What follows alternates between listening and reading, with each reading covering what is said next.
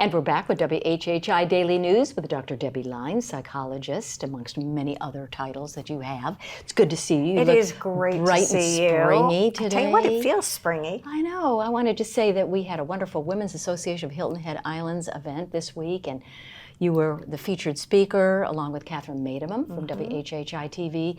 And it was just, we were talking about stress and sleep, and she was talking about, you know, kind of the outward appearance. And it was just you all did a great job. I just want to compliment you. Well, and I'll pitch you too as the MC. That's oftentimes an underrated job, and it's a tough one to manage a bunch of, herd a bunch of cats, right?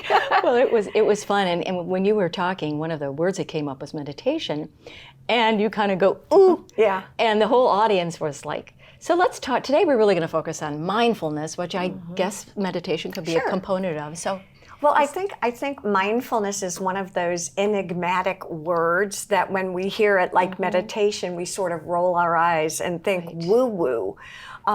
Where mindfulness is really kind of interesting. It simply means being present and paying attention. Focused. Period. That's what it means. So when we talk about having mindfulness or being mindful, that's really what we're talking about. I'll give you a good example. Okay. You and I together right now, we're being mindful. That means we are connected.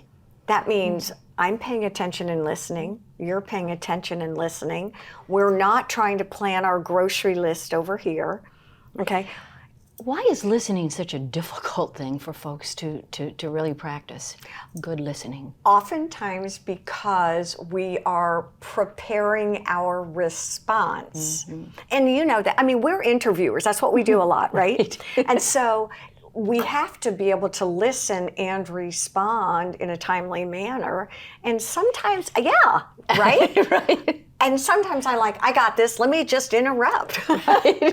I mean, it happens all the time. Exactly. What's interesting about mindfulness, Robin, for me is that it's really a combination of how you feel and the logic behind it. So we're talking about mindfulness right now. What is your experience listening to this, and what's the logic behind it? Can you relate and say, you know what? Oh yeah, actually, you ask a question about it. You know, and that's sort of what this all means, is how do I pay attention? And mindfulness from a psychological point of view is really health and balance. Because if I can feel and I can rationalize, typically I'm going to come up with a good decision, I'm going to respond appropriately, I'm going to be able to tolerate distress and emotionally regulate. Right, and it's being mindful of where you are at that moment and how to manage, as I told you yesterday, just stress.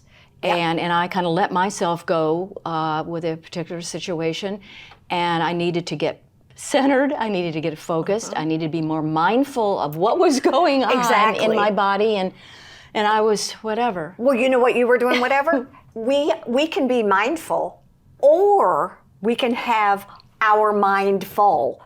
Right? Yeah, my mind gets full all the time when I've got 67,000 things to do. Right. And that was how your weekend was. Your mind was. Was full of all these major things to do. And it wasn't going well. Right. So if we can turn our full mind into mindfulness 80% of the time, because I'm an 80-20 girl. All right, 20% of the time we're just out there. We're just got to do what we got to do. But I think it has this, like I said, enigmatic woo. Oh, hi, I'm Debbie, I'm mindful. You know, I'm Robin, I'm mindful. All it means is we pay attention. Right. And back to the very beginning of this interview, you talked about being present. Yes. Will you describe that again? How do you how do you be present? Okay. Besides the listening, how do you go there? Because most people, I don't think they're present at that moment.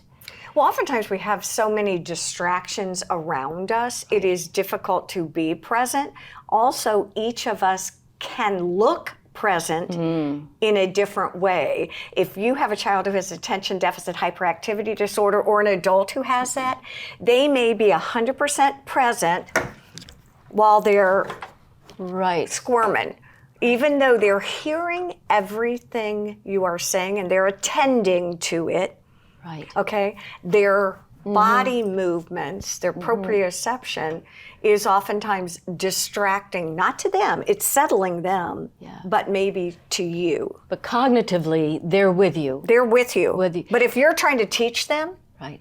you're going to be like, okay, now I have to be more mindful of, because they're kind of swirling around, even though they're attending, it doesn't feel like it. Yes. And that's tough, especially with, you've got grandkids, I've got grandkids. It's like, so any particular books or anything you want to share or how do we learn to be more mindful?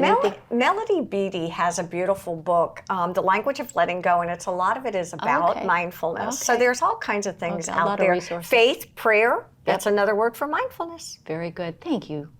Dr. Debi Lynes with Mind Your Health on the WHHI Daily News, and we'll be right back with more news. Don't go away.